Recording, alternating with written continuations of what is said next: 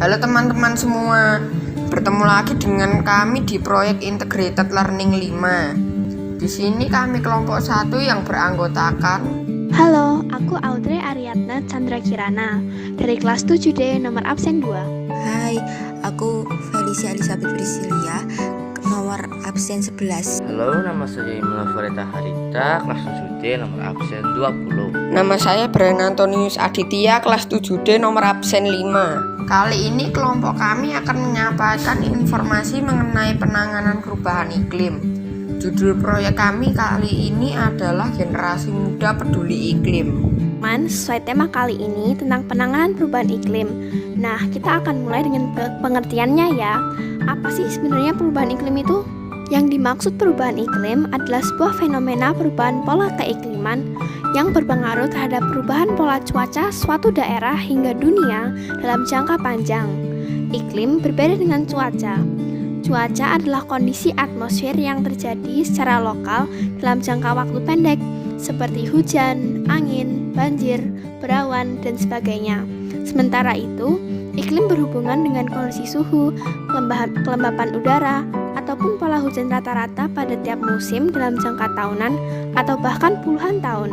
Perubahan iklim terjadi karena banyak hal, antara lain yang pertama yaitu gas rumah kaca seperti karbon dioksida, metana, nitrogen oksida, dan gas berfluorinasi. Yang kedua ada peningkatan emisi dari penebangan hutan, pembakaran batu bara, juga pupuk yang mengandung nitrogen. Yang ketiga ada pemanasan global karena banyaknya CO2 yang dihasilkan oleh pabrik-pabrik. Yang terakhir adalah CFC atau klorofluorokarbo. CFC menghancurkan lapisan ozon yang merupakan bagian penting di lapisan atmosfer. Nah, kenapa kami jadi tertarik membahas lebih dalam tentang penanganan perubahan iklim?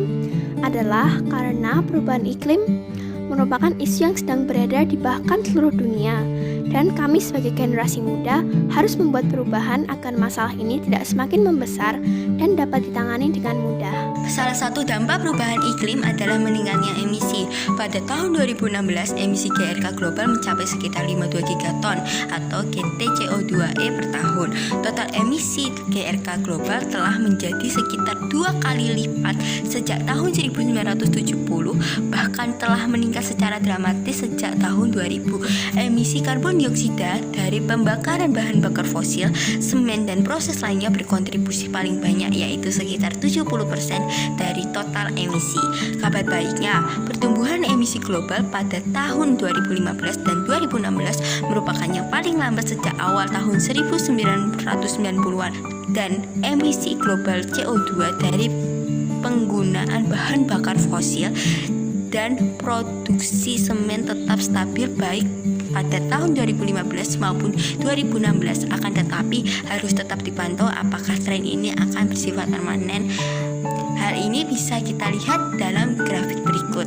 Gas-gas rumah kaca atau GRK selain memicu pemanasan global dan krisis iklim, ternyata juga menyebabkan lapisan ozon menipis. Gas-gas di atmosfer bumi itu memerangkap panas, yang berarti membiarkan sinar matahari melewati atmosfer, tetapi mencegah panas yang di bawah sinar matahari meninggalkan atmosfer. Proses alamiah yang menghangatkan bumi ini disebut efek rumah kaca, yang memang diperlukan agar bumi menjadi nyaman dihuni. Disebut rumah kaca karena prinsipnya seperti rumah kaca yang jika di siang hari diterangi sinar matahari menghangatkan dalamnya. Tetapi pada saat malam hari, meski di luarnya lebih dingin, di dalam rumah kaca tetap hangat. Ozon secara teknis adalah GRK juga. Tetapi efek ozon dan GRK berbeda. Ozon yang terjadi di stratosfer menghalangi sinar ultraviolet yang berbahaya bagi kehidupan hewan dan tumbuhan untuk mencapai permukaan bumi. Sementara CFC yang ada dalam kaleng semprot, lemari es, dan pendingin ruangan memecah molekul ozon di atmosfer. Akibatnya terjadi penipisan ozon di atmosfer. CFC merupakan GRK yang kuat. Perubahan iklim dan penipisan lapisan ozon merupakan masalah global yang berdampak untuk semua negara di dunia. Karenanya, untuk menyikapi kedua masalah itu, diperlukan kesepakatan internasional yang disetujui negara-negara di dunia, dan juga mobilisasi sumber daya dan sumber dana secara global pula. Letak geografis Indonesia yaitu letak berdasarkan posisi atau letak sebenarnya di permukaan bumi. Indonesia terletak di antara dua benua yaitu benua Asia dan Australia, dan di antara dua samudra yaitu Samudra Hindia dan Pasifik. Letak geografis Indonesia mengakibatkan adanya iklim musim yang terdiri atas angin muson barat dan timur. Angin muson barat membawa musim hujan bertiup pada Oktober sampai April, sedangkan muson timur mengindikasikan sebaliknya.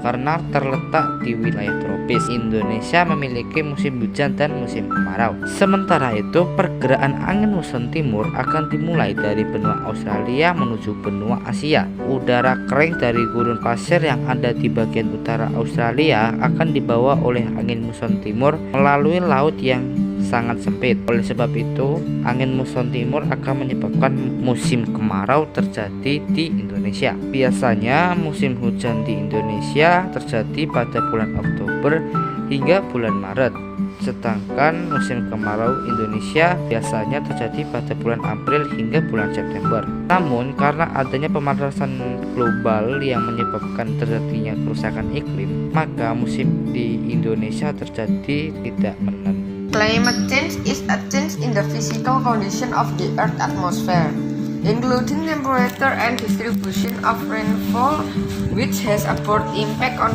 various sectors of human life and other living things.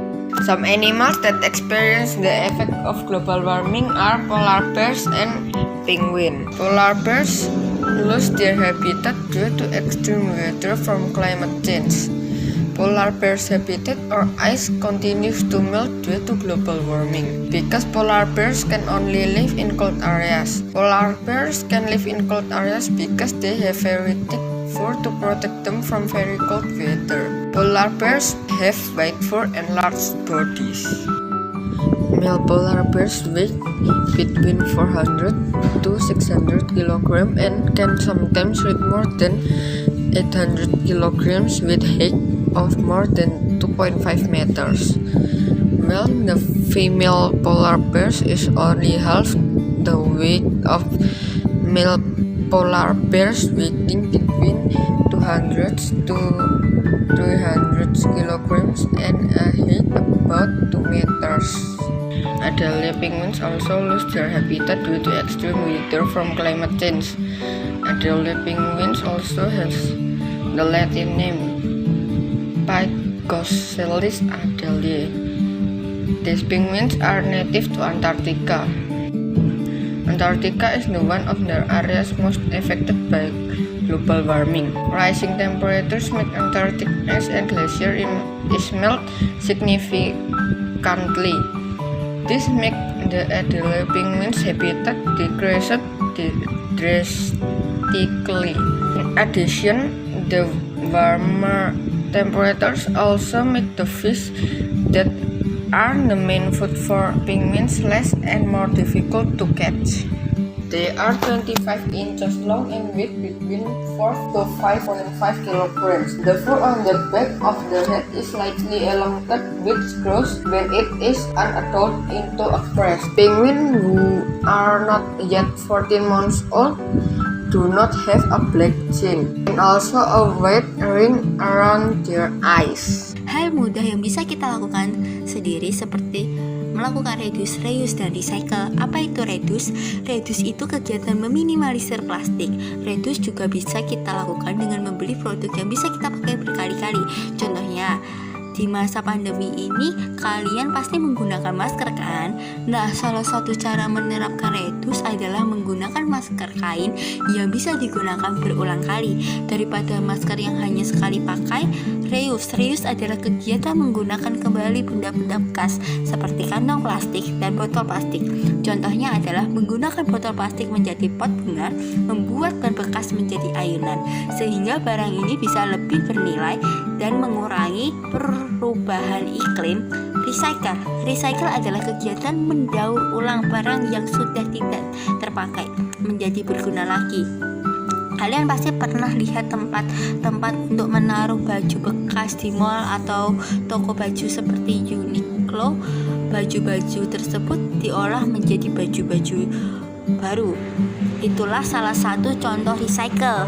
Salah satu cara lain yang simpel adalah mengurangi berkendara dengan berjalan kaki jika tempat yang dituju dekat dan menggunakan kendaraan umum, atau dengan bersepeda. Teman-teman, kalau ke sekolah pakai apa? Suhu udara di Solo dan sekitar akhir-akhir ini panas.